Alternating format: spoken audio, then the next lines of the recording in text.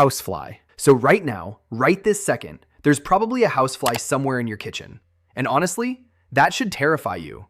Because what it's carrying is way worse than you think.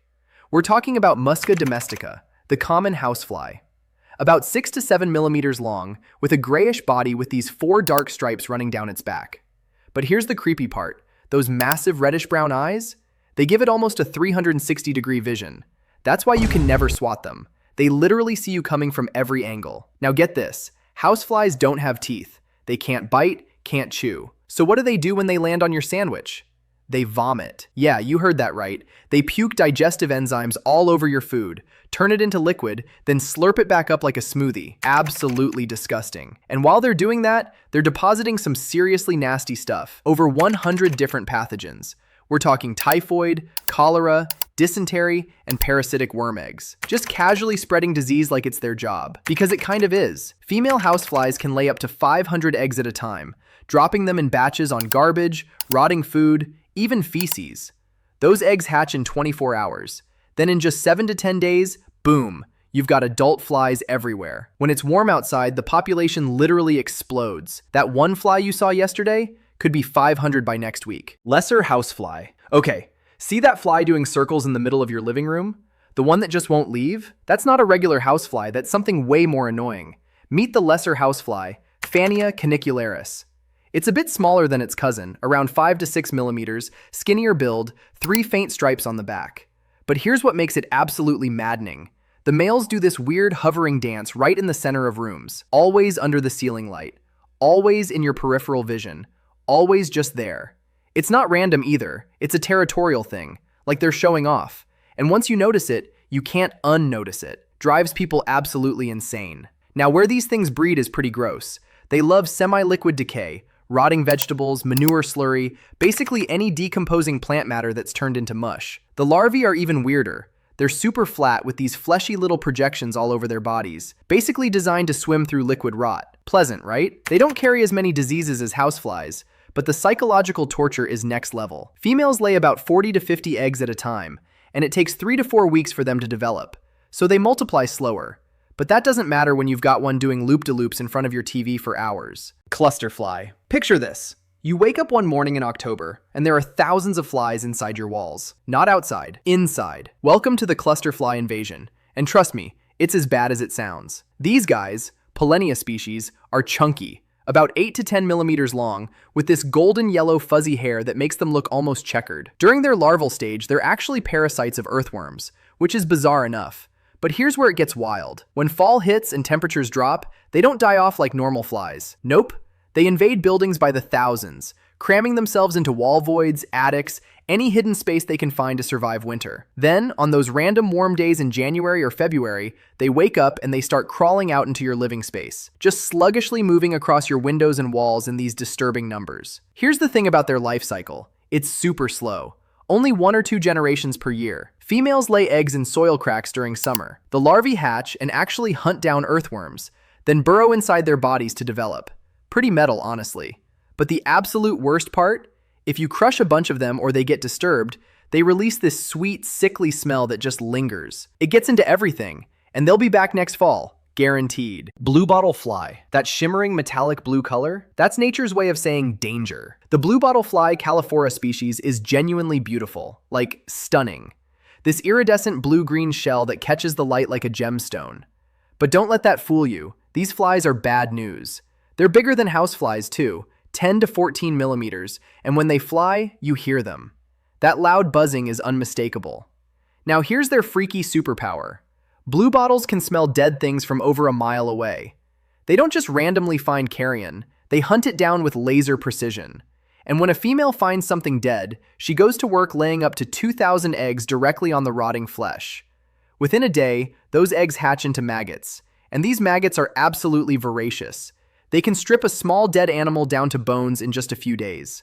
Forensic scientists actually use this to figure out time of death at crime scenes. That's how predictable they are. But in your home?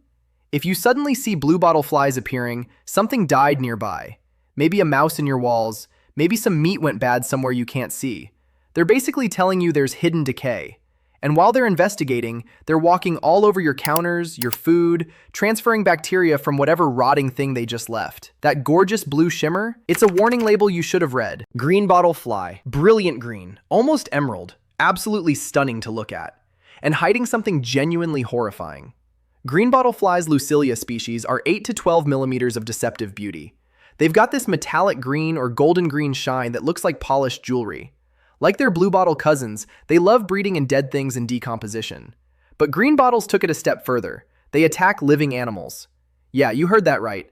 This is where things get dark. It's called fly strike or myiasis, and it's absolutely brutal. Female greenbottles will lay eggs on living sheep or other livestock, targeting any wound, dirty wool, anything vulnerable. When those larvae hatch, they don't wait for the animal to die. They start eating, right into the living tissue, burrowing deeper, causing massive damage, infections, and if it's not treated, the animal dies in agony. Farmers lose thousands of dollars every year to this. Now here's the weird twist. There's actually a medical use for one species, Lucilia serracata. Doctors use sterile maggots in maggot therapy to clean chronic wounds because they only eat dead tissue. But wild greenbottles in your house? Those are just contamination machines. They'll breed in feces, garbage, open wounds, doesn't matter. And they do it fast. 9 to 16 days from egg to adult. That green flash you just saw in your kitchen means they've been somewhere dead or dying. And now they're on your food. Fruit fly, 3 millimeters. That's it. 3 tiny millimeters of pure, concentrated frustration. How does something so impossibly small cause so much rage? The common fruit fly, Drosophila melanogaster, is basically the kitchen terrorist we all know and hate. They're tan or yellowish brown, and they've got these ridiculously oversized bright red eyes that make them look like tiny aliens. Which honestly fits because they have this supernatural ability to just appear, out of nowhere. Here's how they do it. Fruit flies are obsessed with fermentation. Overripe bananas, rotting vegetables, sink drains, garbage disposals, empty wine bottles, even your dirty mop. If it's fermenting, it's a nursery. But the real nightmare is how fast they breed a new generation every 8 to 10 days. One female lays 500 eggs. Do that math real quick. It's exponential. And they don't even need you to leave the door open. They slip through the tiniest cracks. Sometimes the eggs are already on your produce when you buy it from the store. You didn't invite them in, they were already there, just waiting. They're attracted to the carbon dioxide you breathe out and the yeast smell from anything fermenting. Your kitchen is basically a magnet. Now, they're not huge disease vectors like houseflies, but they do carry bacteria around from your drain to your cutting board, from your trash to your fruit bowl. And here's the worst part. You can scrub everything spotless, and they'll still show up, because you can't see their eggs. 3 millimeters of biological inevitability. Drain fly. They look like tiny fuzzy moths. They live in your sewage. And they're basically your home's way of screaming, something's wrong down here. Drain flies family, Psychotidae, are these weird little 2 to 5 millimeter insects covered in dense hair. Makes them look all fuzzy and moth-like, kind of cute almost. Until you realize where they're coming from. Their wings fold over their backs like a little roof, and they're terrible at flying, just these awkward, short little hops before they land again. But flight skills don't matter when you're breeding inside the most disgusting place imaginable, that slimy biofilm coating the inside of your drains. Yeah, that gelatinous bacterial soup that builds up in pipes, sewage systems, septic tanks, that's their home. The larvae have these special breathing structures that let them survive while submerged in that mess, just munching on bacteria, algae, and rotting organic matter. Then the adults emerge, usually in swarms, and they just hang out on your bathroom walls and ceiling, right near their breeding site. They don't bite, they're not major disease spreaders, but their presence is basically a giant red flag. Persistent moisture problems, unsanitary conditions, something's not right with your plumbing. And if you're sensitive to allergens, they can trigger reactions. Plus, they're walking around with sewage bacteria on their feet, landing on clean surfaces. Their life cycle is 10 to 15 days, and here's the kicker. Regular cleaning doesn't work. They're breeding inside your pipes. You can scrub the visible drain all you want, but unless you strip away that entire biofilm layer deep in your plumbing, they're not going anywhere. Stable fly. Looks exactly like a housefly, until it bites you. And oh, you'll know. The stable fly Stomoxys calcitrans is basically nature's perfect bait and switch. 6 to 8 millimeters long, same general coloring, same casual vibe as a regular housefly. You'd never suspect it. But this thing is completely different.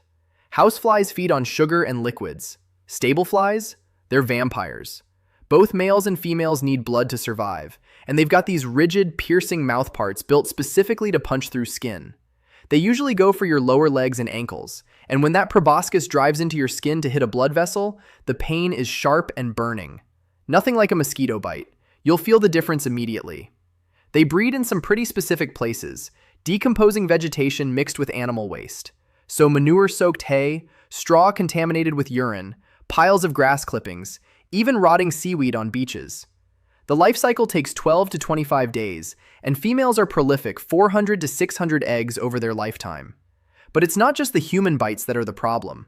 These flies are disease vectors. They can transmit equine infectious anemia and a bunch of other livestock diseases. And their feeding behavior causes serious stress to animals. Cattle lose weight, dairy cows produce less milk. We're talking massive economic damage in agriculture. So that innocent-looking housefly that just landed on your leg? Not so innocent. And it's about to make you bleed.